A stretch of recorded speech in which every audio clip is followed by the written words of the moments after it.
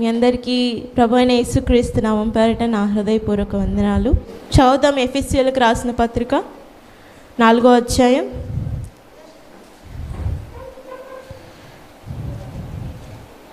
ఎఫెసీయులకు రాసిన పత్రిక 4వ అధ్యాయం 26 చదువుదామా.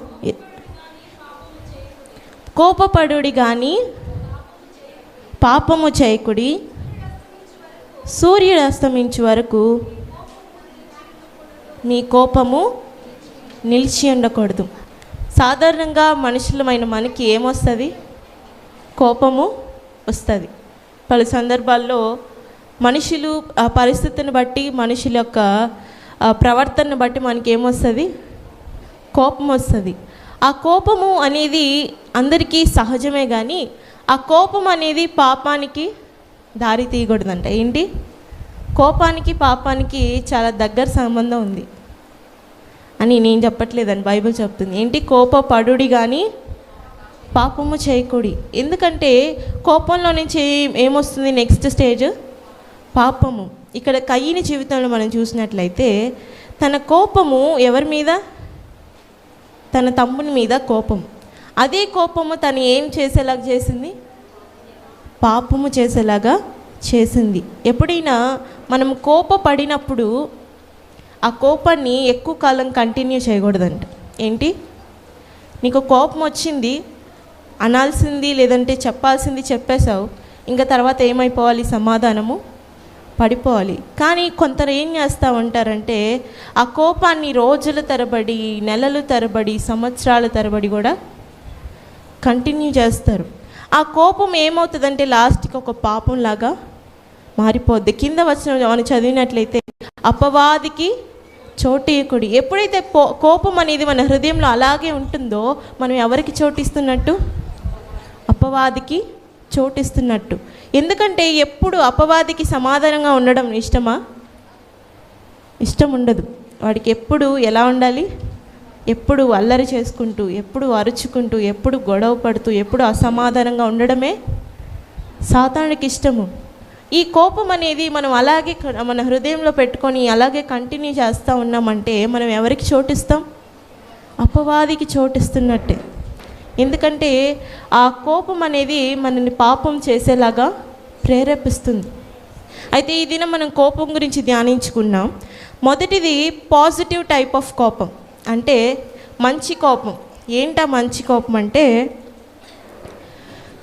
తల్లిదండ్రులు మన మీద కోపపడతారు. ఇది మంచి కోపమా చెడ్డ కోపమా? మంచి కోపం. ఎందుకు? బెత్తము వాడని తండ్రి తన కుమారునికి విరోధి. ఎందుకంటే శిక్షించాల్సిన సందర్భం వచ్చినప్పుడు, తల్లిదండ్రులు కోపపడాల్సిన సందర్భం వచ్చినప్పుడు బిడ్డల మీద కోపపడతారు. కానీ అది వాళ్ళు మన మీద ఏదో ద్వేషంతోనో అసూయతోనో మనల్ని నాశనం అయిపోవాలని కోపపడరు, కానీ మనల్ని ఒక మంచి మార్గంలో నడిపించడానికి ఆ కోపపడతారు. కొన్నిసార్లు మన పరమ తండ్రి కూడా మన మీద కోపగించుకుంటాడు. ఎందుకంటే ఆయనకి విరోధమైన పనులు మనం చేసినప్పుడు ఆయన కోపం మన మీదకి వస్తుంది, ఆయన శిక్ష మన మీదకి వస్తుంది. కానీ ఆయన కోపం ఎక్కువ ఉండదంట. ఎంతకాలం ఉంటుంది?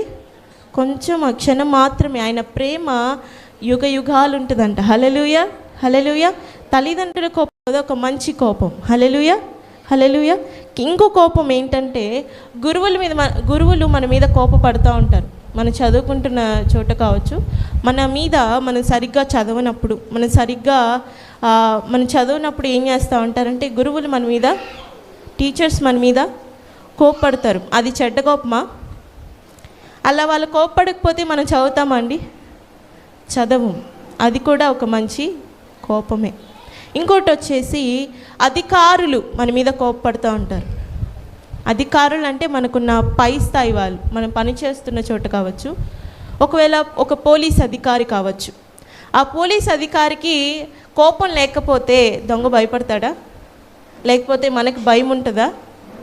ఎందుకంటే ఆ కోపం అనేది అధికారికి ఉండాలి. ఆ కోపంకి కూడా ఏముంటుంది? ఒక లిమిట్ ఉంటుంది. ఆ అధికారి కూడా ఆ దొంగల మీద లేదంటే ఆ పని సరిగ్గా చేయని వాళ్ళ మీద కోపపడకపోతే అక్కడ జరగవలసిన కార్యము జరగదు. కాబట్టి ఇది కూడా ఒక మంచి కోపమే. నాలుగోది వచ్చేసి స్నేహితులు కూడా మన మీద కోపడతారంట. ఎప్పుడు? స్నేహితులు. ఒకసారి చదువుదామా సామెతల గ్రంథం 27వ అధ్యాయం 6వ వచనం. సామెతలు 27. మేలును కోరే స్నేహితుడు గాయములు చేయును, పగవాడు లెక్కలేని ముద్దులు పెట్టును. ఏంటి? మేలు కోరే స్నేహితుడు గాయాలు చేస్తాడంట. గాయాలు చేయడం అంటే నిన్ను ఏమంటారు, కొట్టడమా? అది కాదు అర్థం. అంటే నేను కొంచెం బాధపడేలాగా మాట్లాడతారు, నీ మనసు కొంచెం నొప్పించేలాగా మాట్లాడతారు. అలా మాట్లాడాల్సిన సందర్భం ఏంటంటే, నువ్వు ఒక చెడ్డ త్రోవలో, నువ్వు తప్పుడు త్రోవలో, నువ్వు వెళ్ళకూడని ప్రదేశానికి చేయకూడని పనులు చేయాలని నీ మనసులో ఉన్నప్పుడు, అది నీ స్నేహితుడు నిజంగా నీ మేలు కోరే స్నేహితుడైతే అది చేయకూడదు అని నీ మనసుని కొంచెం నొప్పించేలాగా మాట్లాడతారు. ఎలాంటి స్నేహితులు కావాలండి మనకి? మనం ఏదైనా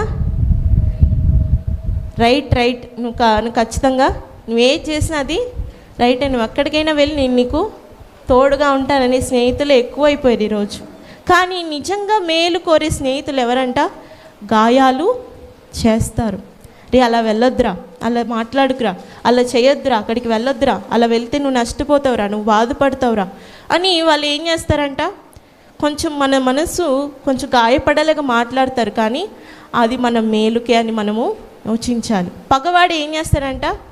లెక్కలేనని ముద్దులు పెడతారు. అంటే మనం ఏది చేసినా వాళ్ళకి రైటే, మనం త్రాగినా వాళ్ళకి రైటే, మనము మందు తాగినా, లేదంటే సిగరెట్ కాల్చినా, లేదంటే సినిమాలు షికార్లకు వెళ్ళినా, పద నీ తోడుగా నేను ఉంటాను అని వాళ్ళు వెళ్ళరని పక్కన చేరి మన భుజం దద్దుతాడు. వాళ్ళు ఎలాంటి స్నేహితులు? మన మేలు కోరే స్నేహితులు కాదు. మన మేలు కోరే స్నేహితులు ఎప్పుడు కొంచెం గాయపరిచేలాగే మాట్లాడతారు. అది ఎప్పుడు గాయపరిచేలాగా మాట్లాడరు, కానీ ఆ సమయం వచ్చినప్పుడు వాళ్ళు కొంచెం మన మనసును నొప్పించేలాగా మాట్లాడతారు. అలాంటి స్నేహితులు ఎవరంట? మన మేలు కోరే స్నేహితులు.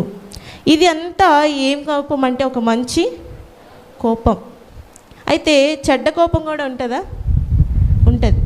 ఈ కయ్యనికి వచ్చిన కోపం ఎలాంటిదండి? ఒక చెడ్డ కోపం.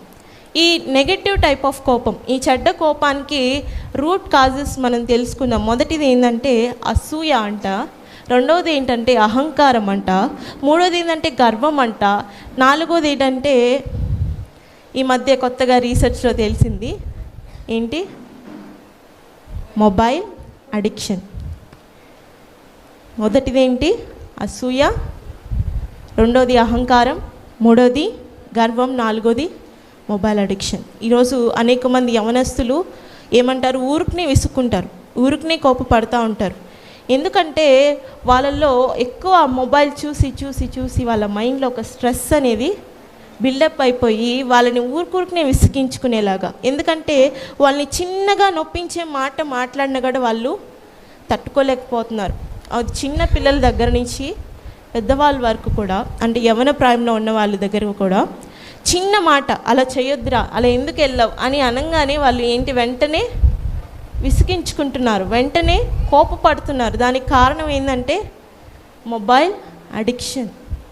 చాలామంది యవనస్తులు, స్కూల్ పిల్లలు కూడా తల్లిదండ్రులు చిన్న మాట అన్నా, లేదంటే స్కూల్లో ఎవరైనా ఇన్సల్టింగ్గా మాట్లాడినా వచ్చి ఏం చేసుకుంటున్నారంటే సూసైడ్ చేసేసుకుంటున్నారు.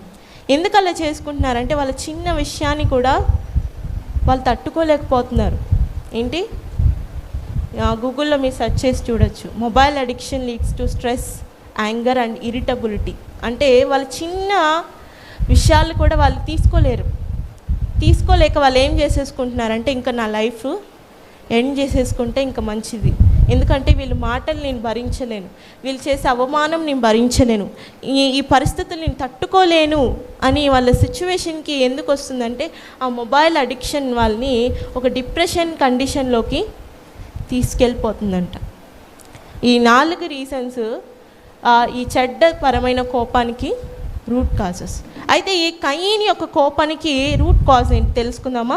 ఒకసారి చదువుదాము. 1 యోహాను రాసిన పత్రిక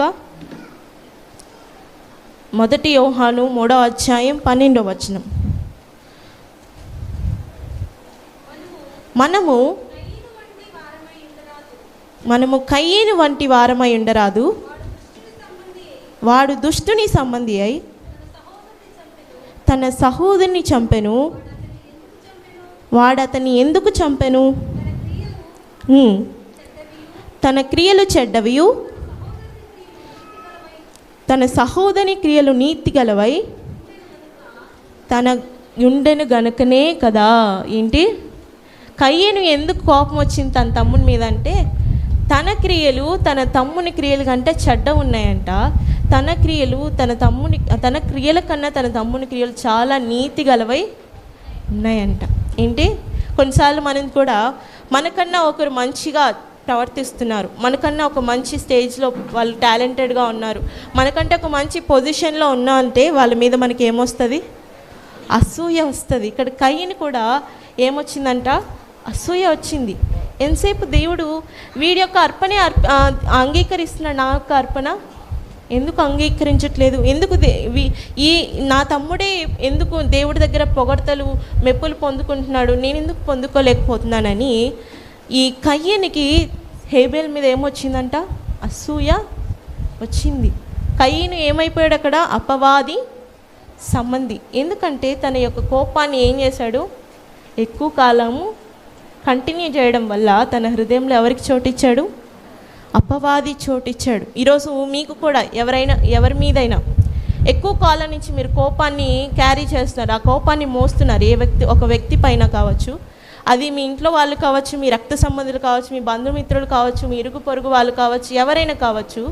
వాళ్ళ మీద మీరు ఎక్కువ కాలం కోపాన్ని కంటిన్యూ చేస్తున్నట్లయితే మీరు ఎవరి సంబంధులు? అపవాది సంబంధులు. ఎందుకంటే ఆ కోపం అనేది ఎక్కడికి దారి తీస్తుంది? పాపానికి దారి తీస్తుంది. ఎవరి మీదైనా మీకు కోపం పడినట్లయితే ఆ కోపం సాయంత్రం కల్లా ఏమైపోవాలి? సూర్యుడు అస్తమించే లోపల సమాధానము పడిపోవాలి. కానీ ఇక్కడ కయ్యని జీవితంలో మనం చూసినట్లయితే ఆ కోపము సమాధానం పడిందా? సూర్యుడు అస్తమించే లోపల. అలాగే తను ఏం చేస్తున్నాడు? తన తమ్ముని మీద రోజు రోజుకి అసూయ పెంచుకుంటున్నాడు, కోపాన్ని పెంచుకుంటున్నాడు. అలా కోపాన్ని పెంచుకోవడం వల్ల చివరికి ఏమైందండి? కయ్యను ఏం చేసింది? ఆ కోపం ఒక హంతకుడిగా చేసింది. బైబిల్లో మొదటి హంతకుడు ఎవరు? కయ్యను. కయ్యనుని ఆ కోపం ఏం చేసిందంటే మొదటి హంతకుడిగా చేసింది. మన కోపం మనల్ని అపవాది సంబంధిగా చేసేలాగా ఉండకూడదు. మనకు వచ్చే కోపం ఎలా ఉండాలంటే, ఈ మంచి కోపం ముందు మనం ధ్యానించుకున్నామే, ఒకరికి మేలు కలిగే కోపంలాగే ఉండాలి. కానీ ఈ చెడ్డపరమైన అసూయ ద్వారా, అహంకారం ద్వారా, గర్వం ద్వారా వచ్చే కోపంగా ఉండకూడదు. కయ్యని కూడా ఎలాగా కోపం వచ్చిందంటే తన తమ్ముని మీద అసూయ కలిగి కోపం పెంచుకొని చివరికి ఏమైపోయాడు? ఒక హంతకుడిగా మారిపోయాడు. ఆ హంతకుడిగా మారడం వలన తనకి దేవునికి ఏమొచ్చింది? ఎడబాటు వచ్చింది. ఆ ఎడబాటు రావడం వల్ల కయ్యను ఏమైపోయాడు? శాపగ్రస్తుడు అయిపోయాడు. కోపం మనల్ని కేవలం దేవునికి దూరం చేయడం మాత్రమే కాదు, శాపానికి కూడా గురి చేస్తుంది.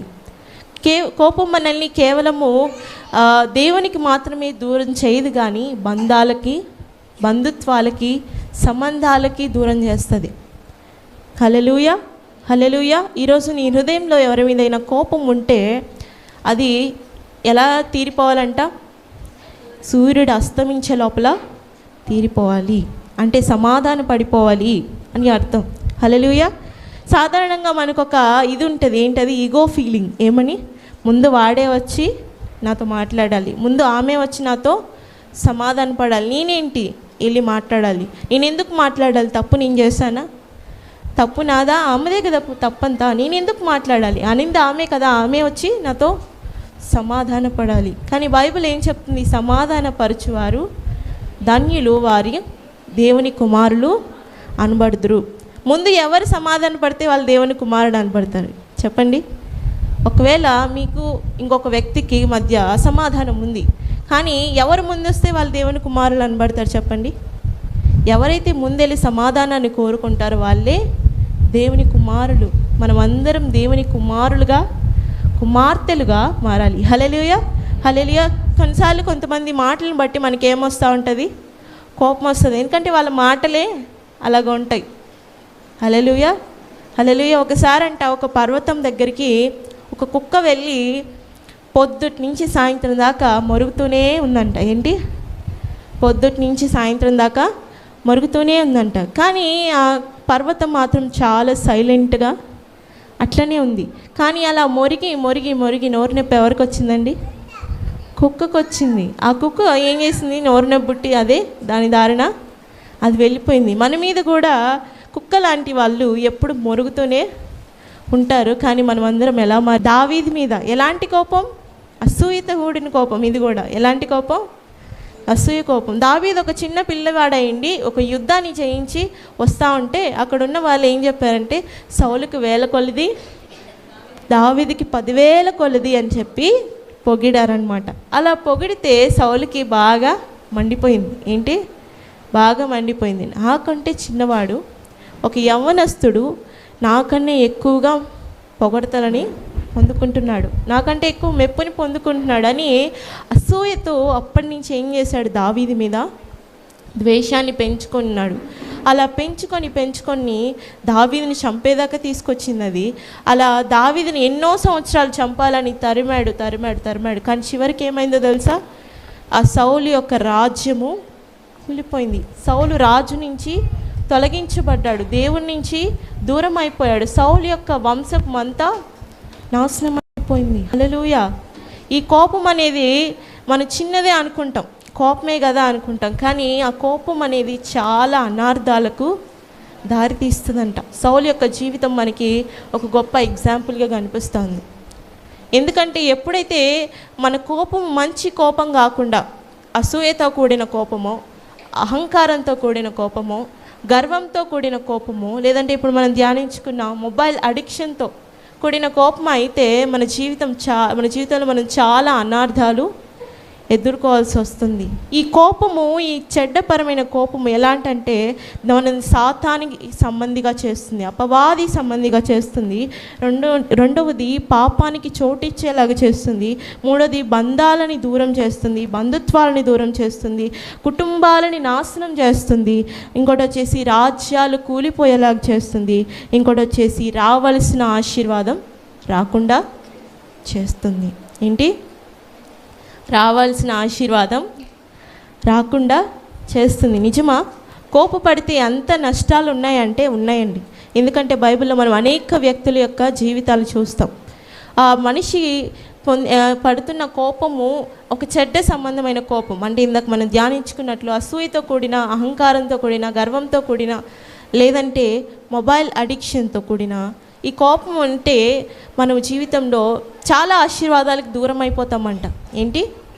చాలా ఆశీర్వాదాలకు దూరం అయిపోతాం. కానీ మనం అందరం ఆశీర్వాదానికి ఎవరమంట? ఆశీర్వాదానికి పాత్రులం. హల్లెలూయా. దేవుని బిడ్డలందరూ ఎవరు? ఆశీర్వాదానికి పాత్రులు. కానీ మనకున్న కోపం అనే వీక్నెస్ వల్ల మనం ఆశీర్వాదానికి దూరం అయిపోతాం. హల్లెలూయా. హల్లెలూయా. ఒకసారి చదువుకుందాము. అదే ఎఫెసీయులకు రాసిన పత్రిక 4వ అధ్యాయము కింద నుంచి చదువుకుందాం, తర్వాత వచనాలు నేను ముగిచ్చేస్తున్నాను. చివరిగా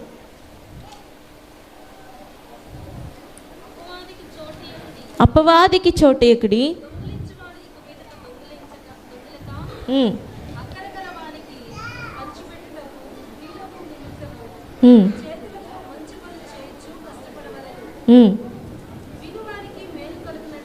వినువారికి మేలు కలుగునట్లు అవసరమును బట్టి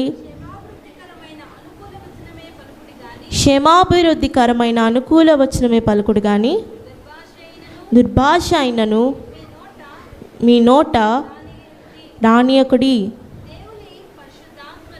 దేవుని పరిశుద్ధాత్మను దుఃఖపరచుకుడి, విమోచన దినము వరకు అని యందు మీరు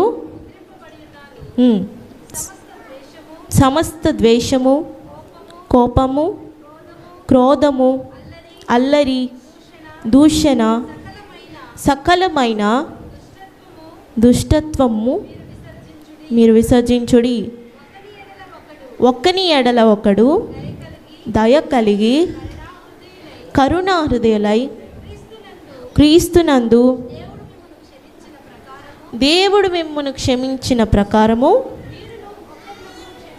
మీరును ఒకరినొకరు క్షమించుడి. సాధారణంగా మనం కోపం వచ్చినప్పుడు మన నోటి నుంచి ఏమొస్తూ ఉంటాయండి? దుర్భాషలు వస్తాయి. ఏంటి? అందరికి చాలామందికి ఉంటుంది ఆ వీక్నెస్. ఏంటి? కోపం వచ్చినప్పుడు ఒక వ్యక్తి నేను చూశాను, నాకు తెలిసిన ఒక వ్యక్తి. ఆమె కోపం వచ్చిందంటే ఒక పెద్ద భూతమాట అనేది ఆమె కోపం చల్లారదంట. అలాంటి వాళ్ళు ఎవరైనా ఉన్నారా మన మధ్యలో? మనకి ఎంత కోపం వచ్చినా మన నోట నుంచి ఏం రాకూడదు? దుర్భాషలు రాకూడదు. అలా రానిచ్చినామంటే మన హృదయంలో ఎవరికి చోటిచ్చినట్టు? అపవాదికి చోటిచ్చినట్టు. నీ నోట నుంచి క్షేమాభివృద్ధికరమైన దయగలిగిన మాటలు మాత్రమే రావాలి, కానీ దుర్భాష మాత్రం రాకూడదు. ఎవరైనా ఉన్నారా అలాంటి వారి మధ్యలో? నాకు కోపం వస్తుందండి, అలాంటి వచ్చినప్పుడు నా నోటి నుంచి కంట్రోల్ చేసుకోలేకపోతున్నాను నా మాటలు నా ప్రమేయం లేకుండానే నా నోట్ల నుంచి దుర్భాషలు వచ్చేస్తూ ఉన్నాయి. అలాంటి వీక్నెస్ ఎవరికైనా మన మధ్యలో ఉన్నట్లయితే దేవునికి అడగాల, దేవా నాకు నోరిచ్చిన వాడవు నువ్వు, నా నోటి మీద నాకు అదుపుని దయచే అని. ఎలా అయితే యోబు తన కళ్ళతో నిబంధన చేసుకున్నాడో మన నోటితో మనము నిబంధన చేసుకోవాలి. హల్లెలూయా, హల్లెలూయా. ఎందుకంటే మనం ఎప్పుడైతే దుర్భాషలు మన నోటి నుంచి మాట్లాడతామో అవన్నీ దేవుడు రాసుకుంటూ ఉంటాడంట. ఏంటి? దేవుడు రాసుకుంటూ ఉంటాడు. పలానా సమయంలో, పలానా డేట్లో, పలానా వ్యక్తిని నువ్వు ఇలాగా అన్నావు. ఎందుకు అన్నావు? నీకు నేనేం చెప్పాను? క్షేమాభివృద్ధికరమైన మాటలే మాట్లాడమన్నాను కదా, దయగలిగిన మాటలు మాత్రమే మాట్లాడాను కదా, మేలు కలిగించే మాటలు మాట్లాడమన్నాను కదా. కోపం వచ్చింది కానీ దుర్భాషలు ఎందుకు వచ్చాయి అని దేవుడు మనల్ని ప్రశ్నిస్తాడంట. ఏంటంట? దేవుడు మనల్ని ప్రశ్నిస్తాడు. విమోచన దినమందు మీరు ముద్రించబడినారని మర్చిపోకండి. ఎందుకంటే మనం చేసిన ప్రతి ఒక్క తప్పు విమర్శ దినమందు దేవుడు ప్రొజెక్టర్లో వేసి ఎలాగైతే సినిమా చూపిస్తారో అదే విధంగా చూపిస్తాడంట. హల్లెలూయా, హల్లెలూయా. మనము ఎవరికి భయపడాలంటే మనుషులు ఎవరైనా వింటారేమో, మనుషులు ఒకవేళ నా మాటలు ఎవరు లేనప్పుడు మాత్రం నేను మంచిగా చెడ్డ మాటలు మాట్లాడచ్చు, అందరు ఉన్నప్పుడు మంచిగా మాట్లాడతానని మనుషుల యొక్క మెప్పు కోసం మన మాటల్ని జాగ్రత్త చేసుకుంటాం. కానీ మనుషులు చూస్తున్నారని కాదు మనం జాగ్రత్త పడాల్సింది. ఎవరు చూస్తున్నారని? దేవుడు. ఆయన కన్ను అనుక్షణము మనల్ని కనిపెడతా ఉంటుంది. నా బిడ్డ ఎలా ప్రవర్తిస్తున్నాడు, నా బిడ్డ తలంపులు ఎలా ఉన్నాయి, నా బిడ్డ చూపులు ఎలా ఉన్నాయి, నా బిడ్డ మాటలు ఎలా ఉన్నాయి, నా బిడ్డ క్రియలు ఎలా ఉన్నాయి, ప్రవర్తన ఎలా ఉందని అనుక్షణం ఏం చేస్తూ ఉంటాడు? ఆయన కనిపెట్టుకొని ఆకాశం నుంచి అయినా చూస్తూ ఉంటాడంట. హల్లెలూయా, హల్లెలూయా. చాలామంది యవనస్తులు ఇలాగా ఏంటి, తల్లిదండ్రుల ముందు మాత్రం ఏదంటే ఇంట్లో మాత్రం చాలా చక్కగా మాట్లాడతారు, చాలా చక్కగా వాళ్ళు మాటలు మాట్లాడుతూ ఉంటారు. మందిరంలో కూడా చాలా చక్కగా మాట్లాడతారు, నలుగురిలో ఉన్నప్పుడు చాలా చక్కగా మాట్లాడతారు. కానీ స్నేహితులతో ఉన్నప్పుడు మాత్రము వాళ్ళ నోట నుంచి వచ్చే మాటలు కనీసం మనం వినడానికి కూడా ఉండదు. ఎందుకంటే నేను కొంతమందిని చూశాను అలాగా. ఇంత చక్కగా మాట్లాడుతున్నారు కదా వీళ్ళు మందిరంలో, లేదంటే నలుగురిలో ఉన్నప్పుడు, కుటుంబంలో ఉన్నప్పుడు ఇంత చక్కగా మాట్లాడుతున్నారు. ఎందుకు స్నేహితుల దగ్గరికి వెళ్ళేటప్పుడు, లేదంటే తల్లిదండ్రులకు వాళ్ళు దూరంగా ఉన్నప్పుడు, లేదంటే ఎవరు వాళ్ళు చూడలేనన్న సమయంలో ఉన్నప్పుడు ఎందుకు వాళ్ళ నోట నుంచి అలాంటి మాటలు వస్తున్నాయి? క్రైస్తవులైన మనకు, దేవుని బిడ్డలైన మనకు అలాంటి మాటలు తగదు. హల్లెలూయా, హల్లెలూయా. ఎవరికైనా అలాంటి వీక్నెస్ ఉంటే దేవుణ్ణి అడగండి, దేవా నా నోటి మీద నాకు అదుపుని దయచేయి. నేను ఎలాంటి మాటలు మాట్లాడాలి, ఎలాంటి మాటలు మాట్లాడకూడదు, ఎక్కడ ఎలాగ మాట్లాడాలి నాకు నేర్పించు దేవా అని మనము దేవుణ్ణి అడగాలంట. నా నోటి మీద నాకు అదుపుని దయచేయని అడగాలంట. అలాగే మన నోటితో కూడా మనం నిబంధన చేసుకోవాలంట. దేవా నా నోటితో నేను ఏ విధమైన దుర్భాషలు ఆడను, ఏ విధమైన బూతు మాటలు నీ మాట్లాడను, ఏ విధమైన దూషణ మాటలు నీ మాట్లాడను, ఏ విధమైన శాప వచనాలు నేను మాట్లాడనని మన నోటితో మనం ఏం చేసుకోవాలి? నిబంధన చేసుకోవాలి. హల్లెలూయా, హల్లెలూయా. ఎందుకంటే మనం చేస్తున్న ప్రతిదీ ఒక మాదిరిగా ఉండాలంట. హల్లెలూయా. ఇతరులకి మాదిరికి చూపించే విధంగా ఉండాలంట. హల్లెలూయా, హల్లెలూయా. కనుక ఈరోజు మనం నేర్చుకుంది ఏంటండి, మనకు వచ్చే కోపం ఎలా ఉండాలి? మంచి కోపంగా ఉండాలి. అంటే ఇతరులకి మేలు కలిగించే కోపంగా ఉండాలి, ఇతరులకి క్షేమం కలిగించే మంచి మార్గంలో నడిపించే కోపంగా ఉండాలి, కానీ చెడ్డ కోపంగా ఉండకూడదు. కయీను జీవితంలో ఎలా అయితే కోపాన్ని కంటిన్యూ చేస్తూ తన హృదయంలో అపవాదికి చోటిచ్చి చివరికి హంతకుడు అయిపోయాడు, దేవునికి దూరం అయిపోయాడు, ఆశీర్వాదానికి దూరం అయిపోయాడు, శాపానికి పాత్రుడైపోయాడు. కోపం యొక్క అనార్థాలు ఇవి. చాలామంది ఎలాంటి అంటే కయీనుకి హేబేలు ఏమవుతాడు? తమ్ముడు, సొంత తమ్ముడు, తన తల్లి గర్భంలో ఒకే రక్తం పంచుకొని పుట్టిన తోబుట్టువులు. కానీ తన సొంత తమ్ముని మీద తనకేముంది? కోపము, అసూయ ఉంది. చాలాసార్లు మన జీవితంలో కూడా అంటే కదండి, బయట వాళ్ళతో మాత్రం చాలా బాగా సమాధానకరంగా, అబ్బా ఎంత మంచిది, ఎంత మంచివాడి ఈ అబ్బాయి, ఎంత మంచిది ఈమె అని అనిపించేలాగా మనము ప్రవర్తిస్తాం, అవునా? అయితే ఇంట్లోకి వచ్చేసరికి, కుటుంబ సభ్యుల మధ్యలోకి వచ్చేసరికి, అన్నదమ్ముల మధ్యలో వచ్చేసరికి ఎలా అయిపోద్ది? మనకి శత్రుత్వం. ఏంటి? సొంత వాళ్ళ మధ్యనే ఎక్కువ ఉంటుందంట శత్రుత్వం. దూరంగా ఉన్న వాళ్ళ మధ్య ఏంటి? దూరపు కొండలు ఏంటంట? నువ్వు అంటే దూరంగా ఉన్న వాళ్ళు చాలా మంచిగా కనిపిస్తారు మన కంటికి, కానీ సొంత వాళ్ళు మాత్రం ఎలాగా? వాళ్ళే పొగవాళ్ళు అయిపోతూ ఉంటారు. ఈరోజు ఎవరైనా ఉన్నారు అలాంటి వాళ్ళు? బయట అందరితో మాత్రం చాలా చక్కగా మాట్లాడతారు, చాలా చక్కగా ప్రవర్తిస్తారు, ఇంట్లో వాళ్ళతో మాత్రం నువ్వేంటి నన్ను అడిగేది, నువ్వేంటి నన్ను ఇలా మాట్లాడేది, నువ్వేంటి నన్ను ఇచ్చేది, నా ఇష్టానుసారంగా నేను అనే వాళ్ళు ఎంతమంది లేరంటారు? మనము ముందు మంచి వాళ్ళమో కాదో, ఆత్మీయులమో కాదు, ఎవరు చెప్పాలి? బయట వాళ్ళ? ఇంట్లో వాళ్ళు చెప్పాలి, మన సొంత వాళ్ళు చెప్పాలి. ఏమని? ఈమె చాలా ఆత్మీయురాలు, ఈమె నిజమైన క్రిస్టియన్, ఈమె నిజమైన క్రైస్తవురాలు, ఈమె నిజమైన దేవుడి బిడ్డ, ఈయన నిజంగా దేవుని బిడ్డ అని మన ఇంట్లో వాళ్ళు మన గురించి చెప్పాలి, బయట వాళ్ళు కాదు. హల్లెలూయా, హల్లెలూయా. ఏంటి, ఏం చెప్పాడు? ఇంటిని పాలించలేని వాడు బయట కూడా పాలించలేడు. ఒక ఇంట్లో నువ్వు నీ మంచి పేరు నువ్వు పోగొట్టుకున్నావంటే బయట నువ్వు పొందుకున్నా కూడా అది సున్నానే, వేస్టే. కాబట్టి మొదటిగా మనం ఎక్కడ? ఇంట్లో ఆత్మీయులుగా మనం కనిపించాలి, ఇంట్లో మన ఇంట్లో వాళ్ళతో మన మంచితనాన్ని వ్యక్తపరచాలి. ఆ తర్వాత బయట వాళ్ళ గురించి మనం ఆలోచించగలగాలి. హల్లెలూయా, హల్లెలూయా. కయీను తన సొంత తమ్ముని మీద ఏం చేసినాడు? హత్య ప్రయత్నం చేశాడు, హత్య చేశాడు. ఎందుకు చేశాడంటే తన సొంత వాళ్ళనే బాగుపడడం తనకి సహించలేకపోయాడు. నీ సొంత అక్క, నీ సొంత అన్న, నీ సొంత తమ్ముడు, సొంత చెల్లె నీకంటే కొంచెం బెటర్ పొజిషన్లో ఉంది, నీకంటే కొంచెము మంచి టాలెంటెడ్గా ఉంది, బాగా సంపాదిస్తుంది, మంచి పొజిషన్లో ఉందంటే నువ్వేం చేయాలంటే అప్రిషియేట్ చేయాలి, సంతోషపడాలి. లేదు, నాకంటే మంచిగా తను ఉంది, నాకంటే మంచి పొజిషన్లో ఉంది, నేను లేకపోయినా పర్లేదు. ఇలాగా కయీను హృదయంలో తను అనుకోని ఉంటే, నాకంటే నా తమ్ముడు దేవుడి చేత మెప్పులు పొందుతున్నాడు, కానీ నేను ఎందుకు పొందలేకపోతున్నాడని దేవుడిని అడుగుంటే, కానీ దేవుడిని అడుగుంటే దేవుడు చెప్పుండడా? నీ తమ్ముడు ఇలాగ ప్రవర్తించాడు, ఇలాగ అర్పించాడు కనుక నేను తన అర్పణని అంగీకరించాను, నీ అర్పణ అలా లేదు కనుక నీ అర్పణ నేను అంగీకరించలేదు. కాబట్టి దేవుడు అడుగుంటే చెప్పుంటాడు. అలా తెలుసుకొని కయీను అదే రీతిగా చేసుంటే ఈరోజు కయీను జీవితాన్ని మనం వేరేలాగా చదువుకునే వాళ్ళమి. హల్లెలూయా, హల్లెలూయా. ఈరోజు కయీను జీవితం మనం ఇలాగ చదువుకున్నామంటే తను దేవుణ్ణి అడగలేదు, దేవా నా తమ్ముడిని అర్పణ నువ్వు అంగీకరిస్తున్నావు, నా అర్పణ ఎందుకు అంగీకరించలేదు? నాలో ఏమైనా దోషం ఉందా, నాలో ఏమైనా పాపం ఉందా, నాలో ఏమైనా తప్పు ఉందా అని ఆ కయ్యను అడుగుంటే ఈరోజు వేరే రకంగా మనం కయ్యని యొక్క జీవితాన్ని చదువుకునే వాళ్ళం. కానీ ఏం పెంచుకున్నాడు? తన తమ్మ మీద అసూయతో కూడిన కోపం పెంచుకున్నాడు, అపవాదికి చోటిచ్చాడు.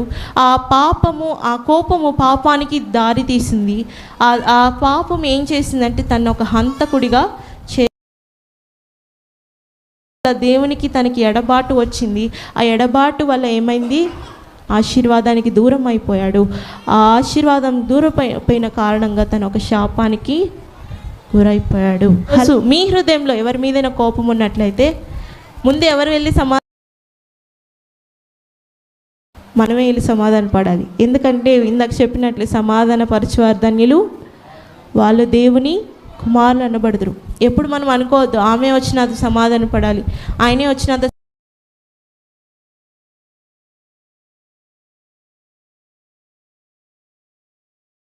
కుమారులుగా కుమార్తెలుగా దేవుడు మార్చును గాక. హల్లెలూయా, ఆమేన్.